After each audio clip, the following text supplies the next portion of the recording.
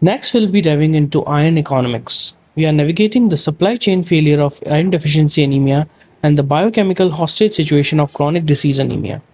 Our target focus today is high yield for USMLE Step 1, NEETPG, and MBBS. Let's get right into it. Let's start with a clinical case, the ice eater. Look at the patient demographics. This is Geeta, a 35-year-old female. Her chief complaint? Profound fatigue and persistent pallor. In her history and findings, her husband reports a strange compulsive behavior. She is constantly chewing ice cubes directly from the freezer, a condition known as pica. Her clinical finding reveals severe koilonychia, which are spoon-shaped nails. On our diagnosis panel, this points directly to severe iron deficiency anemia or IDA. But here is the clinical callout. To treat Geeta, prescribing iron is not enough. You must investigate the supply chain to find out exactly where the iron went. To understand where it went, remember that the iron economy starts at the border. Use the special mnemonic Iron Fist Bro.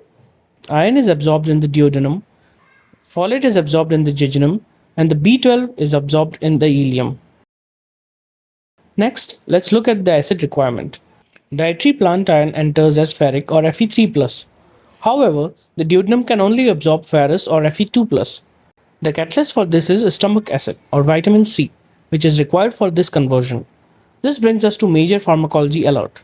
Patients on chronic antacids or proton pump inhibitors known as PPIs block this conversion, causing direct IDA.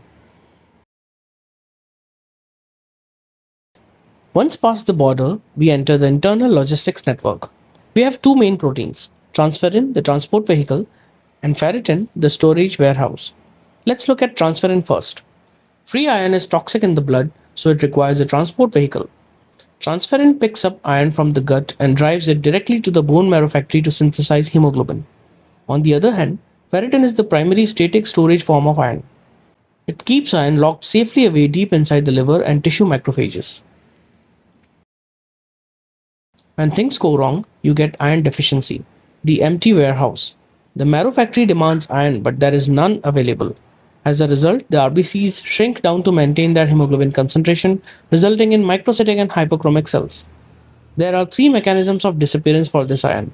Number one is decreased intake, such as from a poor diet, celiac disease, or post-gastric bypass surgery. Number two is increased demand, seen during pregnancy and childhood growth spurts.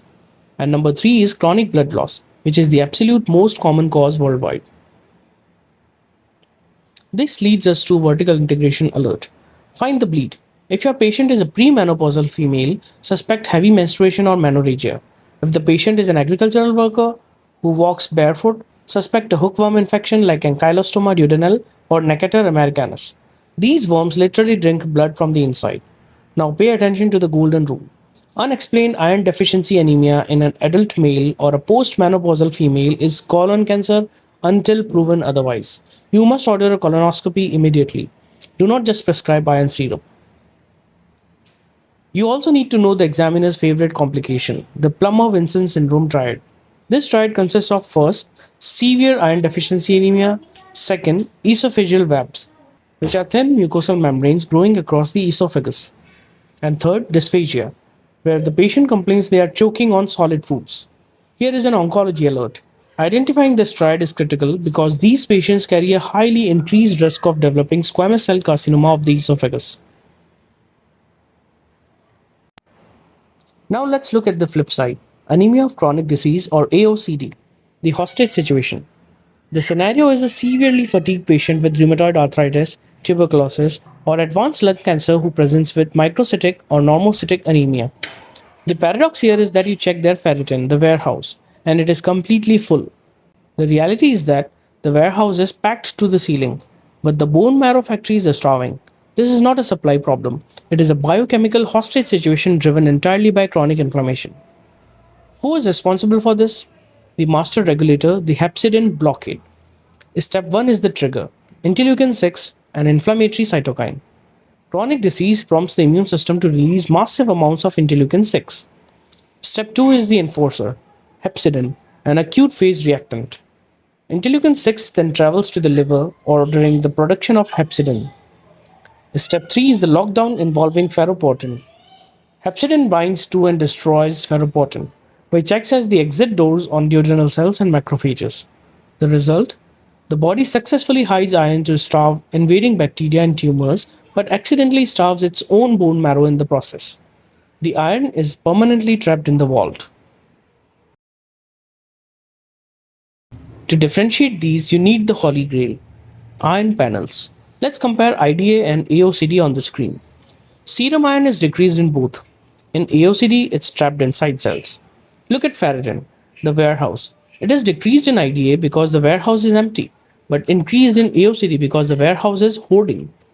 Now look at TIBC, the empty Ubers. It is increased in IDA because the body is desperate, but decreased in AOCD because the body refuses to transport it. Transferrin saturation is decreased in both, being less than 15% in IDA. Take a note. TIBC rises in IDA because the liver synthesizes more transferrin to desperately search for missing iron. This brings us to the exam day cheat code. The golden rule of microcytosis is that ferritin and TIBC almost always move in opposite directions. The IDA profile shows low ferritin and high TIBC. The translation? The warehouse is completely empty and there are lots of empty Ubers driving around looking for passengers. The AOCD profile shows high ferritin and low TIBC. The translation for this one is that the warehouse is packed full and no Ubers are allowed inside the gates. Lock this into your brain. So what is coming next?